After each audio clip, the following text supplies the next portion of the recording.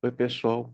Mais uma vez estamos aqui na nossa videoaula, no nosso grupo de estudos das obras de Sigmund Freud, ainda sobre a psicopatologia da vida cotidiana de 1901, volume 6. Nós hoje iremos falar um pouco sobre esquecimento de nomes e sequência de palavras, né? O que significa, na verdade, dentro da ótica psicanalítica, é o normal e o patológico. O que a sociedade chama de normal, de normalidade, e a psicanálise vai colocar luz em cima desse discurso e vai descobrir não há nada de anormalidade ali, ou de normal, mas sim de fragmentos, né? Daquilo que o sujeito não consegue sustentar. O que seria, na verdade, os esquecimentos, atos falhos, né? Atos falhos, esquecimento, é, troca de esquece a chave, esquece às vezes para onde está indo, o que significa isso de verdade, né? Na página 35, capítulo 3, a temática de hoje é o esquecimento de nomes e sequências de palavras. Observações como as anteriores, do capítulo 2, sobre o processo de esquecimento de parte de uma sequência de palavras numa língua estrangeira despertam nossa curiosidade de saber se o esquecimento de sequências de palavras em nossa própria língua exige uma explicação essencialmente diversa. Com efeito, não costumamos surpreender-nos quando uma fórmula ou um poema sabidos de cor só consegue ser reproduzidos sem fidelidade, depois de algum tempo, com alterações e lacunas. Entretanto, de vez que esse esquecimento não atua uniformemente sobre a totalidade do que foi aprendido, parecendo, ao contrário, desarticula partes isoladas, talvez falha apenas submeter à investigação analítica. Alguns exemplos de tal reprodução falha. Conversando comigo, um colega mais jovem disse achar provável que o esquecimento de poemas em nossa própria língua bem poderia ser motivos semelhantes aos esquecimentos de elementos singulares, uma sequência de palavras em língua estrangeira. Ao mesmo tempo, ele ofereceu para ser objeto de uma experiência. Perguntei-lhe com que poema gostaria de fazer o teste. Ele escolheu. Bom, gente, aqui está numa língua alemã e eu já disse a vocês, né? Eu sou péssimo com línguas estrangeiras, né? Engraçado. Línguas mortas eu aprendo fácil, como o hebraico, clássico, né? O, o aramaico, o grego, o latim. Agora, o inglês, meu, aí eu teria que ver isso ou na minha própria análise ou nas minhas próprias reflexões, né? Porque que eu tenho algumas dificuldades, se é que existe uma dificuldade em não aprender o inglês. Poema de que gostava muito, do qual acreditava saber pelo menos algumas estrofes de cor. No começo da reprodução, ele foi tomado de uma incerteza realmente notável. O texto é Viajando de Corinto para Atenas. Perguntou, ou Viajando para Corinto desde Atenas. Também eu hesitei por um momento até observar, rindo, que o título do poema A Noiva de Corinto não deixava nenhuma dúvida sobre a direção em que viajava o rapaz. Reprodução da primeira estrofe sobreveio, então, sem dificuldades, ou pelo menos sem qualquer falsificação marcante. Por algum tempo, meu colega pareceu buscar o primeiro verso e a segunda estrofe, logo continuou recitando. Antes que ele chegasse a esse ponto, eu já estranhava, aguçado os ouvidos, e uma vez terminado, o último verso, ambos concordamos em que alguma distorção havia ocorrido.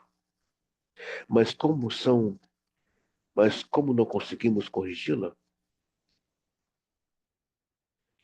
Ao- Corremos à biblioteca para consultar os poemas de Goethe e descobrimos, surpresos, que o segundo verso da estrofe tinha um teor completamente diferente que fora, por assim dizer, expulso da memória do meu colega e substituído por algum aparentemente estranho. E a versão correta dizia: pareceu-me curioso que a constelação pagão, cristão e batizado o tivesse ajudado tão pouco a recompor o texto. Você pode me explicar? Perguntei ao meu colega como foi que eliminou tão completamente um verso de um poema que se diz conhecer tão bem? E será que tem alguma ideia do contexto onde retirou o substituto? Ele pôde dar uma explicação, embora obviamente com alguma relutância. O verso me parece familiar. Devo ter usado essas palavras há pouco tempo ao me referir à minha prática profissional, com cuja prosperidade, como o Senhor sabe, estou agora muito satisfeito. Mas como se encaixou aí essa frase? Poderia indicar nenhuma relação. Evidentemente, o verso me, de- me, me desagradou.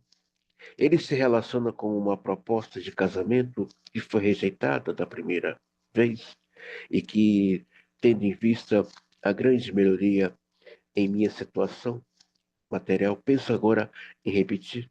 Não lhe posso dizer mais nada, mas se for aceito agora, por certo, não me será agradável pensar que tanto antes quanto hoje, uma espécie de cálculo pesou na balança.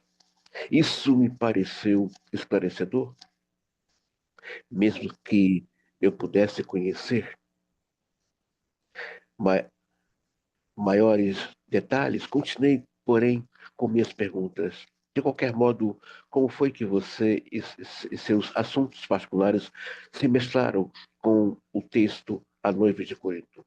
Será que existe em seu caso diferenças de credo religioso com que se desempenha um papel importante do poema?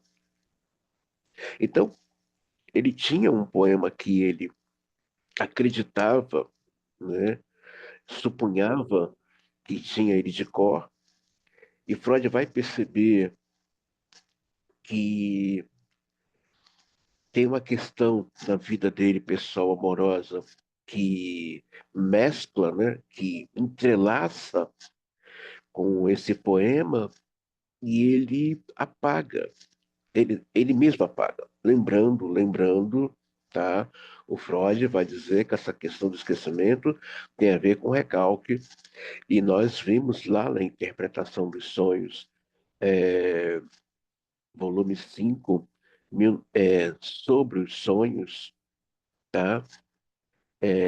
1901, logo nos primeiros capítulos, Sigmund Freud vai dizer que até para recalcar tem que haver desejo.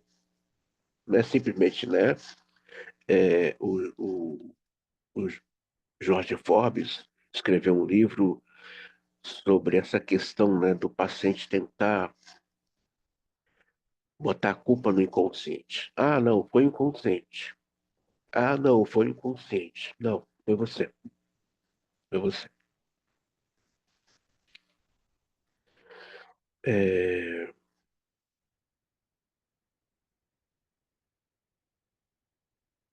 as pessoas não querem se responsabilizar pelos seus erros, não querem se inserir. Principalmente estrutura histérica e narcísica. Não se insere nos seus erros, nos seus crimes. Não se insere. Por isso, pagam com o corpo. Isso é uma ideia minha, tá, gente? Eu estou trabalhando isso sozinho, sem ninguém. Grande parte do adoecimento da histérica ou da pessoa portadora da estrutura histérica grande parte do seu adoecimento físico está ligado à palavra. Lacan vai dizer, né, que as doenças físicas, eu estou parafraseando, tá? Esse teórico, são palavras não ditas ou palavras não cumpridas. Então, não existe isso. Eu recalquei. Foi o inconsciente que recalcou. Não, foi você que quis recalcar. Na sua covardia, na sua falta de demanda de lidar com os textos ou com as lembranças, sejam boas ou ruins, optou pela covardia. Deixa eu deletar isso aqui. Não está deletado, está lá no inconsciente bem guardadinho, bem escondidinho, e que vai retornar aí, né, num, num formato sintomático. Eis aqui outro exemplo fornecido por Jung, em que há um esquecimento de sequência de palavras num poema famoso. Citarei as palavras do próprio autor. Um homem tentava recitar um famoso poema que começa no verso que começa ele ele ele estancou imediatamente, pois se esquecera por completo das palavras. O esquecimento de algo no verso tão conhecido pareceu-me surpreendente. E por isso reproduzi o que lhe ocorria em relação. A seguinte série de associações, o lençol branco faz pensar numa mortalha. O lençol de linho faz cobrir um morto. Agora me ocorre um amigo íntimo. Seu irmão teve há pouco morte repentina. Dizem que morreu de algum ataque cardíaco. Ele também era muito corpulento. Meu amigo também é corpulento. Já me ocorreu que isso também poderia acontecer com ele. Provavelmente faz muito pouco exercício. Quando soube da morte de seu irmão, fiquei de repente angustiado com a ideia de que isso também poderia acontecer. Quando Freud fala corpulento, é um corpo sedentário, tá? O que é um corpo sedentário? É um corpo que não tem contato com exercícios físicos propriamente para o corpo. Não, eu faço exercício, eu pego peso. Não, não. Exercício físico que eu estou falando aqui para fortificar, para trabalhar os músculos, ajudar na articulação sanguínea, na respiração. Sim, o exercício físico bem orientado, ele vai trabalhar esse corpo, né? Ele vai trabalhar esse corpo.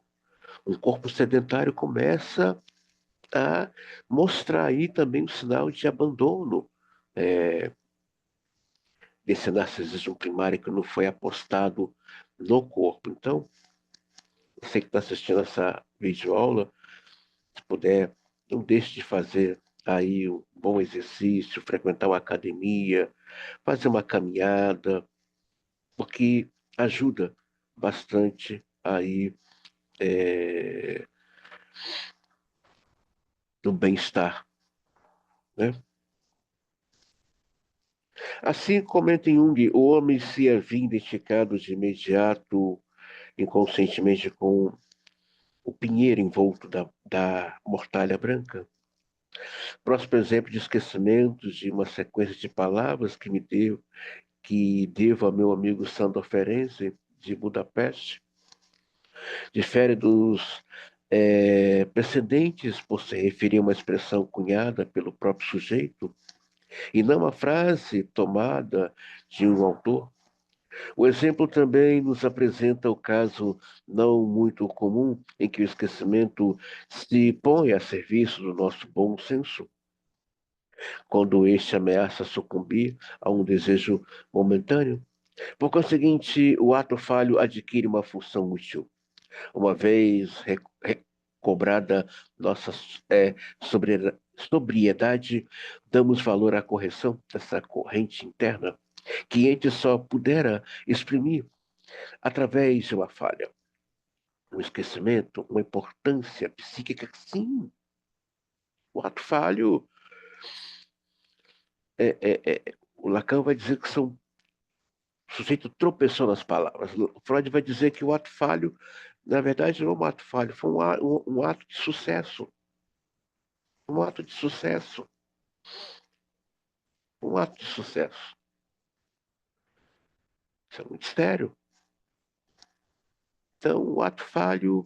Opa, o que é isso aqui que escapou? Né? Quem está no controle? Ah, ninguém vai saber disso. Vai saber. Fica tranquilo.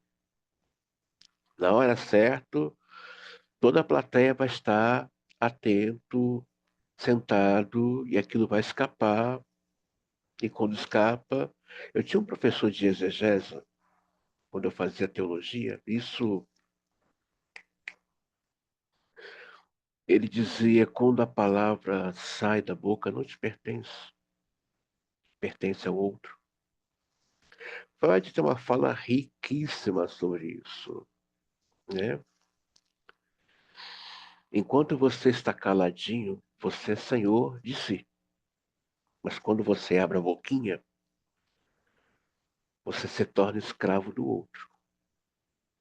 É. Prometeu, não cumpriu, haverá cobranças. Haverá cobranças. Porque essa palavra agora não mais lhe pertence. Pertence a esse outro. E eu fico pensando, às vezes, no sujeito ser palavra. O sujeito ser palavra está anos-luz, está num abismo bem gritante, bem cósmico, bem essencial do sujeito que tem uma palavra. É bem angustiante ter uma palavra, né? É bem angustiante e muito sério. Ao contrário de alguém que é a palavra. Bem diferente. Bem, bem vasto isso. Então, o ato falho para Freud é um ato de sucesso. Quem falha aqui? Tem um sucesso aqui.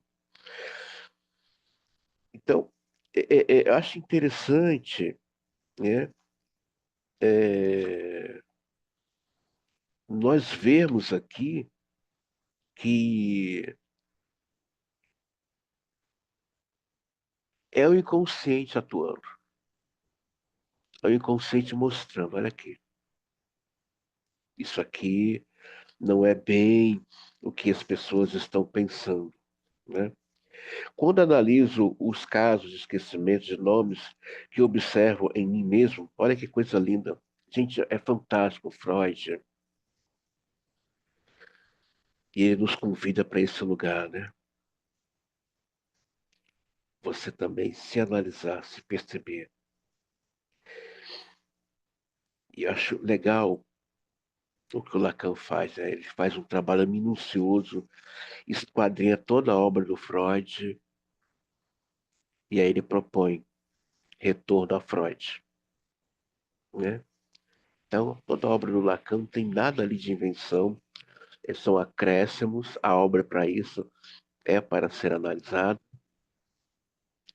Olha que Freud fala: quando analiso os casos de esquecimento de nomes que observo em mim mesmo, quase sempre descubro que o nome retido se relaciona com um tema em que é de grande importância pessoal e que é capaz de evocar em mim afetos intensos e quase sempre penosos. Segundo a praxe é, conveniente e louvável da escola de Zurique,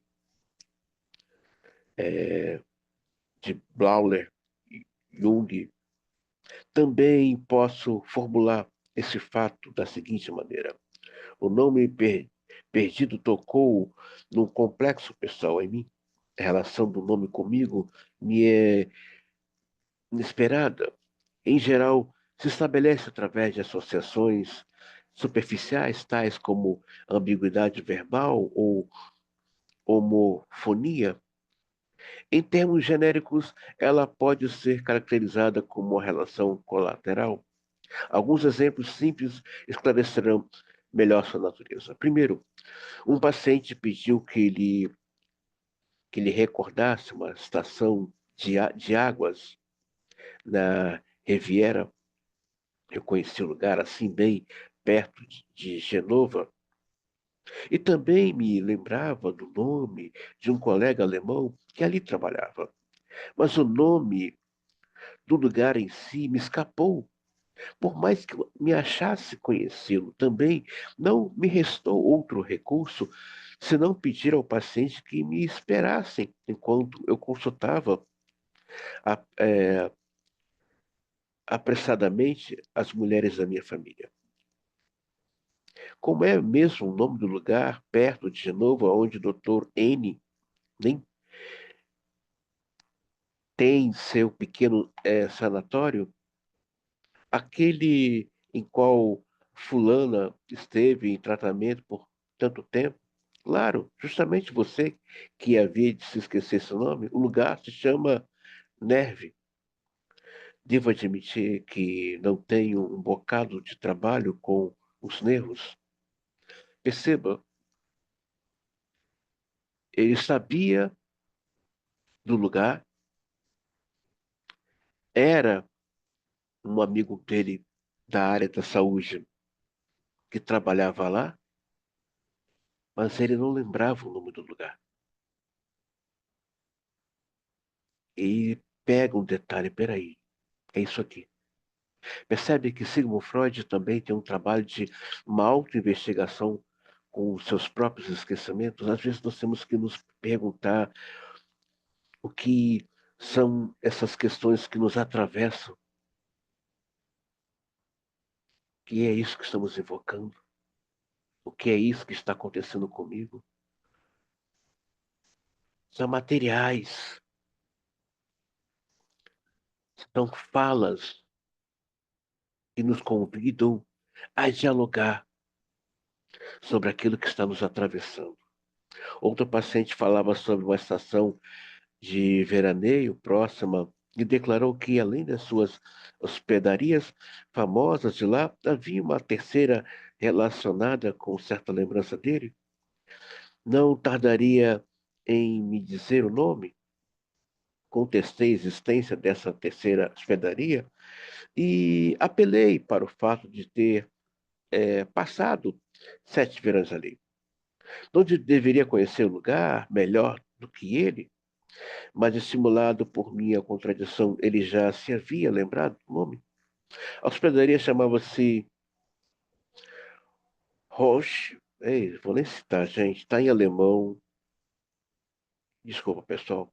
Tive então que ceder até confessar-lhe que por 7 verões eu morava bem perto dessa hospedaria, cuja existência havia negado. Nesse caso, por que teria eu esquecido tanto o nome quanto a coisa? Creio que foi porque o som desse nome era parecido demais com o de um colega meu, especialista em Viena, e como no caso anterior, tocou em mim no complexo profissional, ou seja, Freud está falando de uma rivalidade, né?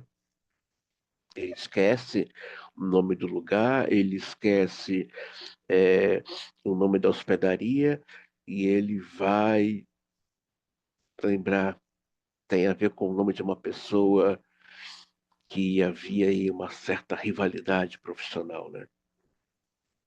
Na outra ocasião, quando estava prestes a comprar uma passagem na estação ferroviária de Hachimyau, não houve meio de ocorrer o nome da estação principal seguinte, que era perfeitamente familiar. Por onde eu já havia passado com muita frequência. Fui até forçado a procurar o nome no guia dos horários. era Rosenheim. Soube então de imediato, em virtude que a associação, o nome me havia escapado. Uma hora antes eu visitara minha irmã em sua casa, perto de é, Reichenau. Como o nome da minha irmã é Rosa, sua casa era também Lar de Rosa. Um complexo familiar me havia roubado esse nome. Lembrando que a palavra rosa, né, em hebraico, né, quer dizer Xoxana, tá?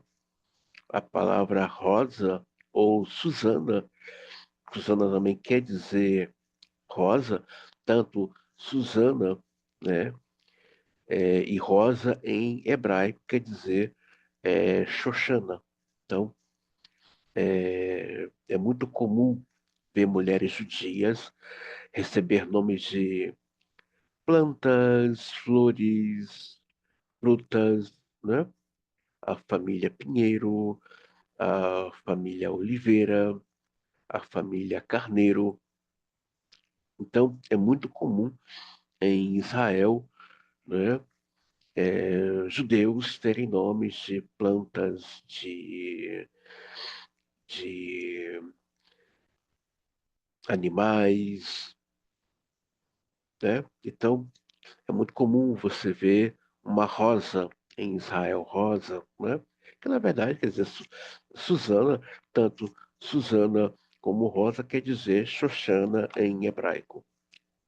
Tem uma multiplicidade de exemplos para ilustrar as atividades, francamente, é, batisdecas do complexo familiar. Então, ele está aqui narrando, né, é, é, coisas que ele vivenciou na vida dele e que ele fala, caramba, isso aqui tem a ver com uma questão minha profissional, isso aqui tem a ver com uma questão minha familiar. Então, nós vemos aqui um Freud também é, é, envolvido na sua pesquisa. Aliás, toda a obra desses grandes homens, do Freud, da Klein, está falando deles, exclusivamente deles, né? O próprio Lacan, nas suas pesquisas, está falando dele. O próprio Nietzsche, nas suas pesquisas, está falando dele. Ou seja, está produzindo, né, em cima do seu sintoma, que não que é um trabalho artístico. Você produzir algo em cima do seu sintoma é maravilhoso, é real, é um trabalho, é um trabalho de arte, não é? A motivação do esquecimento, nesse caso, é mais transparente do que os anteriores, enquadrados na constelação de autorreferência. Aqui o esquecimento parece ser consequência direta da antipatia do ser Y por seu rival, mas afortunado, não quer saber nada do rival, nunca saber da sua existência, né? Às vezes acontece muito isso, né?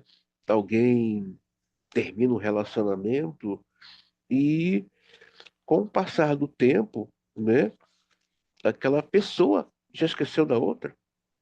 Esqueceu. Mas você não lembra dessa pessoa? Confesso que não lembro. Então, é, é,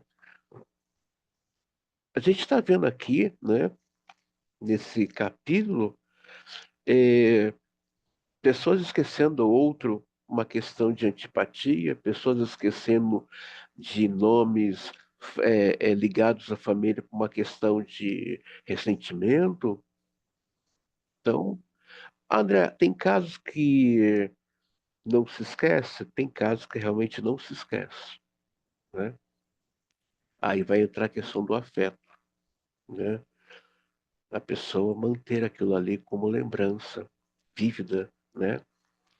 Às vezes até aquela dor já passou, às vezes até aquela tristeza se foi, aquela mágoa, mas a pessoa sabe, não, eu não esqueço isso aqui, né? Também dando um grau de importância àquele que feriu, né?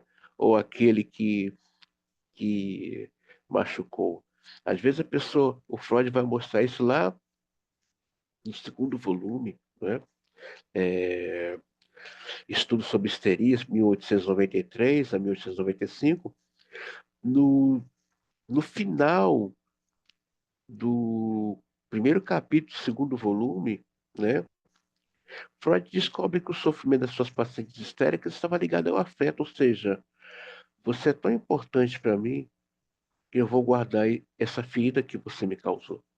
Eu vou mantê-la vívida. Eu vou mantê-la. é, eu vou, como diz aí, eu vou supri-la de afeto pelo mal que você me causou. Então, é interessante isso. Então, Freud está aqui mostrando que ele também tinha aí suas questões aí mal resolvidas é, com ele, seus familiares. Então, sobre essa dama que perdeu o marido aos 39 anos e não tinha. Falando em dama e idade, eu vi uma coisa numa sessão de análise com uma paciente minha, não preciso citar o nome dela, ela me falou o que que é um homem de meia idade. Isso, bom, na minha concepção, homem de meia idade sou eu, que já está na casa dos 53 anos. Mas ela, na cidade dela, homem de meia idade, é um homem de 30 anos. Eu fiquei perplexo. Falei, como? Não, ele tem meia idade. Falei, poxa, é o quê? 50 não, 30. Gente, século 21, Brasil. Existem lugares no Brasil que as pessoas ainda estão lá em 1920. Interessante, né? Ela trouxe esse relato para análise, num discurso lá, é, discutindo as questões dela, ela traz isso. Eu, curiosamente, indaguei, bom, ele tem 50 anos. Não, não, ele tem 30 anos. Falei, meu Deus do céu, o que que é isso aqui? Nossa, que coisa. Intercala aqui outro exemplo de esquecimento de nome de alguma cidade. Talvez não seja tão simples quanto os já citados, mas para qualquer um que esteja algo familiarizado com suas investigações, parecerá digno de crédito e valioso. O nome de uma cidade da Itália escapou à memória do sujeito em consequência de sua grande semelhança fonética com um pronome de mulher, que se ligava a muitas lembranças carregadas de afeto. Perceberam? Agora grife essa palavra, afeto. Que sem dúvida não são integralmente relatadas aqui. Sandro Ferenczi de Budapeste, que observou em si mesmo esse caso de esquecimento, tratou de maneira como se analisa um sonho ou uma ideia neurótica. Por certo, é, com toda razão, estive hoje, estive hoje visitando uma família amiga e a conversa voltou para as cidades do norte da Itália. Alguém observou que elas ainda exibem traços da influência austríaca. Algumas dessas cidades foram mencionadas e também eu quis citar uma delas, mas seu nome não me ocorreu, embora eu soubesse que ali havia passado 2 dias muito agradáveis. O que não me combinava muito com a teoria de Freud sobre o esquecimento. Em vez do nome buscado, as seguintes associações impuseram-me a mim Capua, Brécia, Leão de Brécia. Visualizei esse leão, sob forma de uma estátua de mármore, postada diante de mim como um objeto concreto. mas logo reparei que ele se parecia menos com o leão do monumento à liberdade de Brescia, que só vi numa ilustração, do que no outro famoso leão de mármore que vi no monumento aos mortos em Lucerna, o monumento aos guardas suíços tombados nas tulherias, na qual tenho a réplica em miniatura na minha estante. E então me ocorre finalmente o nome buscado era Verona. Ao mesmo tempo entendi, portanto, que era a culpa dessa minha amnésia. Ninguém, senão uma antiga empregada da família de quem eu era convidado nessa ocasião, seu nome era Verônica, Verona, em húngaro. E eu tinha por ela uma intensa antipatia, por causa de sua fisionomia repulsiva, de sua voz em esganizada e rouca, e sua confiança insuportável, a quem ela achava ter direito por longo tempo de serviço.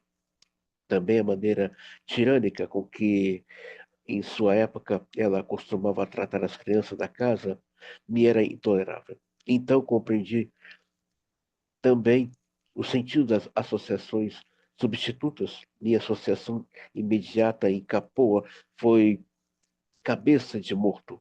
Muitas vezes comparei com a cabeça de Verônica, uma cabeça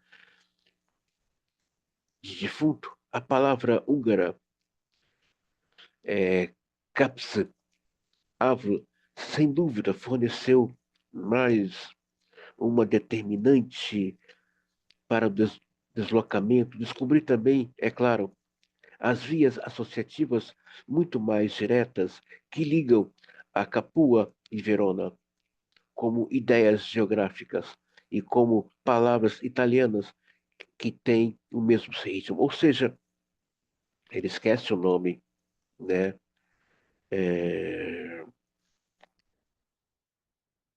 do lugar, né, que ele está visitando e ele, na sua autoanálise, ele descobre que tinha a ver é, com uma determinada pessoa que trabalhava numa casa e o comportamento dela é, arrogante e repulsivo despertou nele uma ojeriza por ela e o modo como ela tratava as crianças. Ou seja, uma palavra fez associação com a pessoa dela, então ele esquece.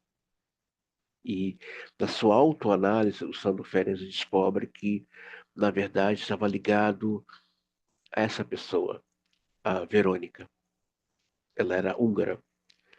Então, ele começa a compreender por que que ele estava ali esquecendo, né, do nome do lugar. Bem, o mecanismo que rege o esquecimento de nomes merece nosso interesse. Num grande número de casos, um nome é esquecido não porque ele próprio desperte esses motivos, mas porque, graças à semelhança fonética e homofonia, ele toca em outro nome contra o qual se voltam esses motivos. Como é compreensível esse relaxamento e as condições facilitam extraordinariamente a ocorrência do fenômeno, é o que mostram os seguintes relatos.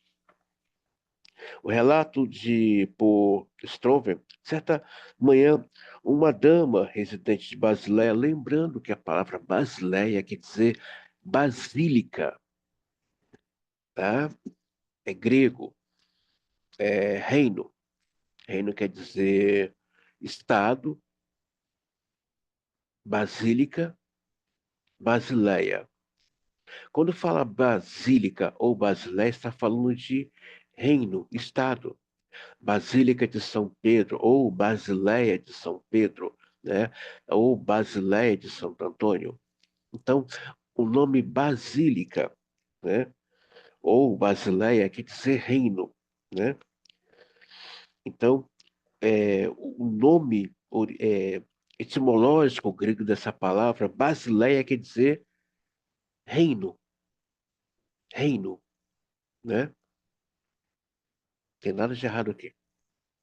Recebeu notícia que sua amiga de infância, Selma X, de Berlim, então em viagem de lua de mel, estava de passagem por Basileia, ou reino, né? André, onde eu acho o sentido etimológico dessa palavra? No dicionário, no novo dicionário internacional de teologia do Novo Testamento. São 2 volumes, tá? Então, a palavra reino quer dizer basileia, basílica. Então, quando eu vejo falar sobre Basílica de São Pedro, está falando de reino, está falando de estado. Mas ali permaneceria apenas um dia, por isso a dama de Basileia apressou-se ao chegar logo ao hotel.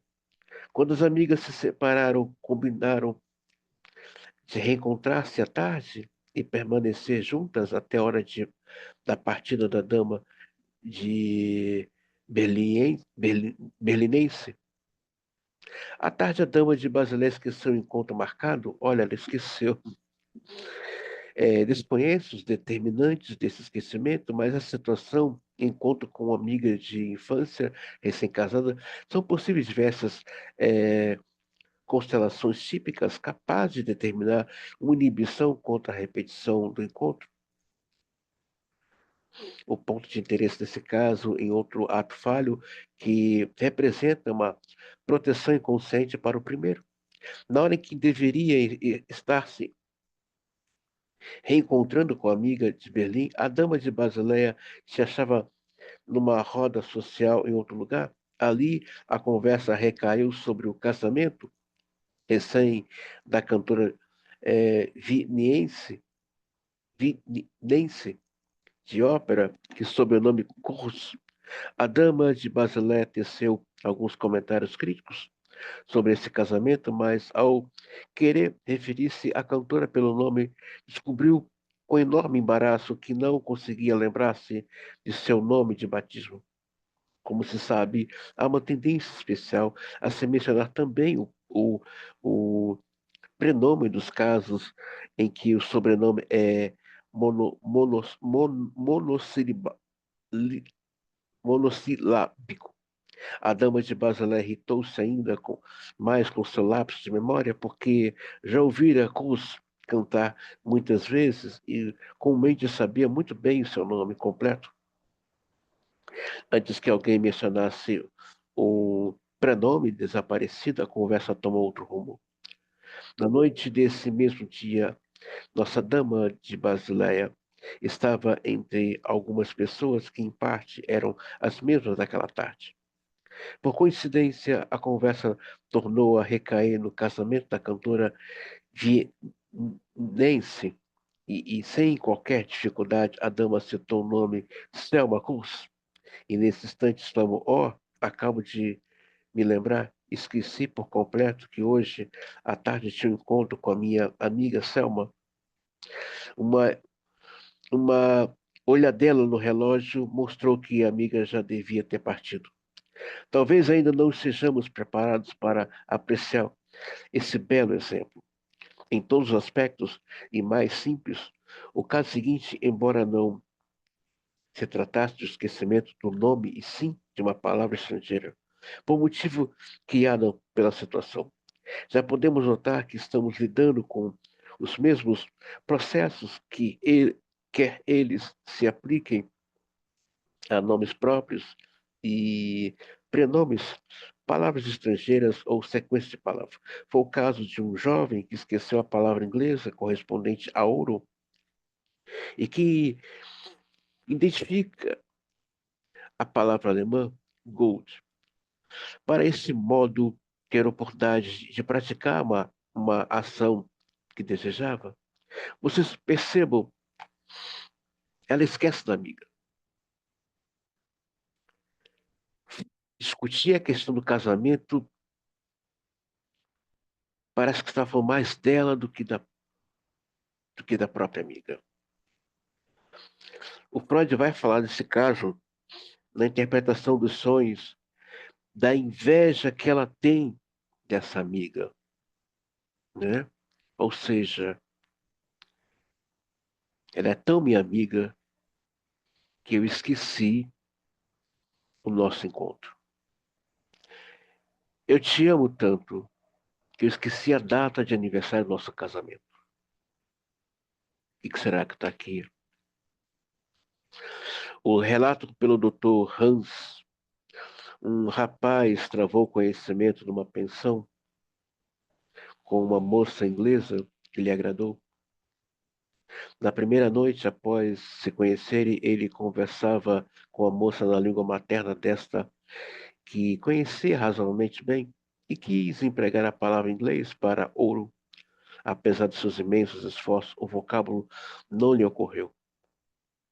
Em vez dele, a palavra francesa or, a latina auru e a grega crissus, impuseram-lhe. Lembrando que Freud falava 8 idiomas, tá, gente? Dentre eles, o próprio grego, tá, pessoal? Então, deixa essa dica aqui para vocês. Apesar, impuseram obstinadamente como substitutas, tanto que ele só conseguiu rejeitá-las a muito custo, embora soubesse com certeza que não tinha parentesco algum com a palavra procurada. Por fim, o único caminho que encontrou para se fazer entender foi tocar no anel de ouro na mão da moça, ficando muito envergonhado ao saber por ela que a palavra tão procurada para denotar ouro era exatamente idêntica à alemã, ou seja, gold. O grande valor desse contato propiciado pelo esquecimento não estava meramente na satisfação inobjetável da pulsão de pegar ou tocar, pois para isso existem outras oportunidades avidamente exploradas pelo enamorados, porém, muito mais no modo como contribuiu para esclarecer as perspectivas do flerte. O inconsciente da dama, sobretudo se tivesse simpatia pelo homem com quem ela conversa, adivinharia o objetivo erótico do esquecimento, oculto por sua máscara de inocência.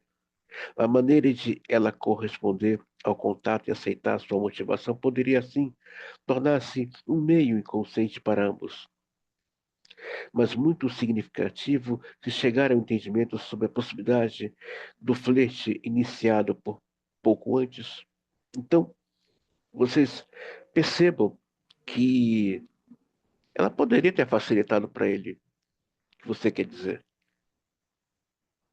Gente, guarda uma coisa que eu vou falar para vocês. O inconsciente é algo maravilhoso de se estudar. Aliás, o, o psicanalista comprometido realmente com a pesquisa, com os estudos, ele se torna um cientista do inconsciente, né? Você que está aqui assistindo essa videoaula, você que é aspirante, ou você que está em percurso analítico, que está aí insistindo na sua formação, você acaba, sem se perceber, que você se torna um cientista do inconsciente. E o inconsciente mostra os detalhes daquilo que não é dito claramente, mas é dito de uma maneira sutil, subliminar, né? Vamos ver o que Sandor Ferenczi fala sobre a questão, o que ele observou do esquecimento. Em alguns desses exemplos é preciso recorrer a todas as sutilezas da técnica psicanalítica para explicar o esquecimento de um nome. Quem quiser conhecer melhor essa tarefa poderá consultar o artigo de Ernest Jones, de Londres, 1911, já traduzido para o alemão. Quem puder adquirir as obras desse pensador, Ernest Jones, tá? Tem um dicionário e tem é, ele escreve uma biografia do Freud, muito maravilhosa. São 2 volumes, tá? Então, quem puder adquirir as obras de Ernest Jones, eu deixo aqui essa dica para vocês nessa videoaula.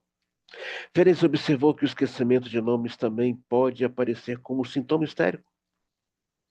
Nessa situação, ele mostra um mecanismo muito diferente do que ele próprio, do que é próprio dos atos falhos. A natureza dessa diferença é esclarecida por suas próprias palavras. Tem agora em tratamento uma paciente, uma solteirona já envelhecida, a quem deixam de ocorrer os nomes próprios, mais usuais e mais conhecidos dela, se bem que afora isso sua memória seja boa. No decorrer da análise ficou claro que, mediante esse sintoma, ela visa documentar sua ignorância. Essa exibição ostensiva de sua ignorância, contudo, é, na verdade, uma censura de seus pais, que não lhe permitia receber instrução superior. Também sua torturante compulsão de fazer limpeza, psicose da dona de casa, provém de uma parte da mesma fonte. Com isso, ela quer dizer algo como: vocês me transformaram numa empregada. Então, é muito comum, né,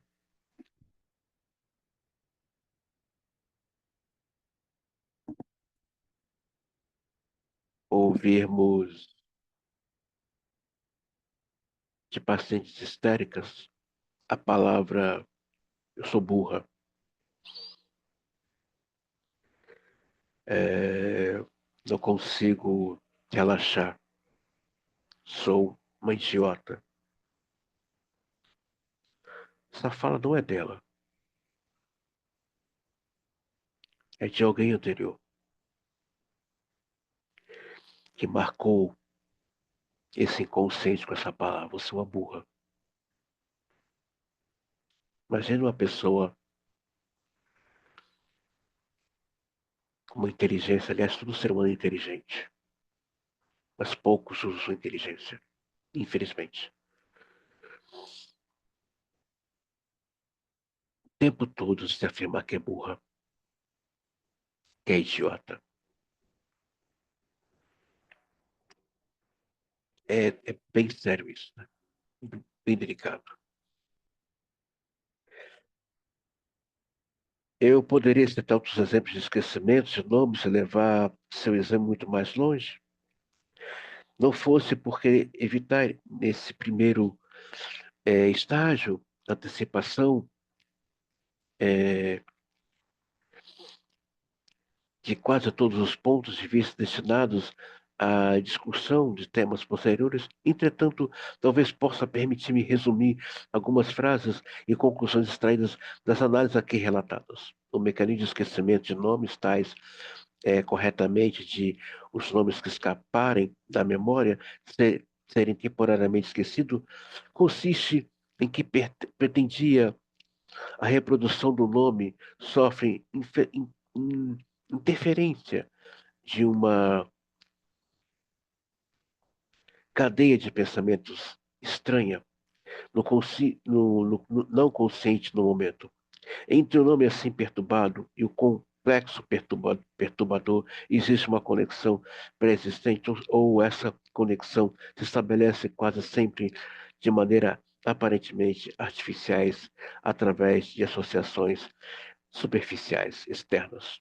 Entre Entre os exemplos perturbadores, os mais eficazes mostram ser os autorreferentes, ou seja, os complexos pessoal, familiar e profissional.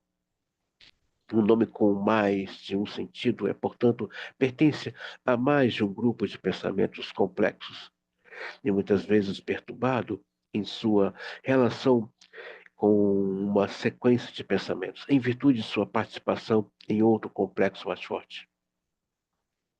Entre os motivos para essas interferências, destaca-se o propósito de evitar que as lembranças despertem desprazer. Em geral, pode distinguir 2 tipos principais de esquecimento: de nomes, os casos em que o próprio nome toca em algo desagradável, e aqueles que ele se liga a outro nome que tem esse efeito. Assim, os nomes podem ter uma reprodução perturbada por sua própria causa ou por causa de seus vínculos ou associativos mais próximos ou mais distantes. Um exame dessas proporções gerais nos mostra por que o esquecimento temporário de nomes é, dentre todos os nossos atos falhos, o que se observa com maior frequência. Então, nós vemos aqui, né, o Freud trazendo esse capítulo maravilhoso, a causa é, dos esquecimentos de lugares, de pessoas. Ele vai dizer, está ligado a algum afeto desagradável, está ligado, associado a alguma coisa que lhe fez sofrer.